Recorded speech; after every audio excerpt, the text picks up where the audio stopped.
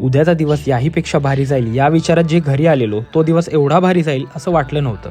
तर नमस्कार मंडळी, मी प्रणाल आणि स्वागत आहे तुमचं माझ्या व्हिडिओमध्ये. भारी वाटणारा तो दिवस एवढा भारी वाटेल शेवटी असं वाटलं नव्हतं. निमित्त होतं आकडलेल्या मानेचं.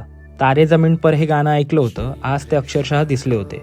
होणारा त्रास सुरुवातीला जाणवला नव्हता म्हणून फटाफट रिक्षा आणि ट्रेनच्या मदतीने ऑफिस गाठलं.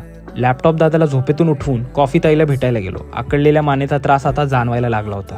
पण तुमचा भाऊ शूर होता. आधी काम असं म्हणत झटपट मिटिंग आवरली. आलेल्या कामाला योग्य जागेवर पाठवून येणाऱ्या कामाची मान दाबत वाट पाहत होतो. तेवढ्यात बुक कंपनीची रिक्वायरमेंट आली आणि तुमचा भाऊ आलेल्या रिक्वायरमेंटला पूर्ण केल्याशिवाय ऐकत नाही. जास्त झालेल्या रिक्वायरमेंटमुळे त्यांना योग्य ठिकाणी कामी लावण्यासाठी वॉकला निघालो. सकाळपासून वाट पाहत असलेलं काम शेवटी आलं.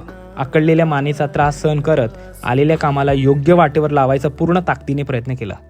सकाळपासून झालेल्या वेदना आणि आलेल्या कामाला कंटाळून पाय मोकळे करायचे ठरवले.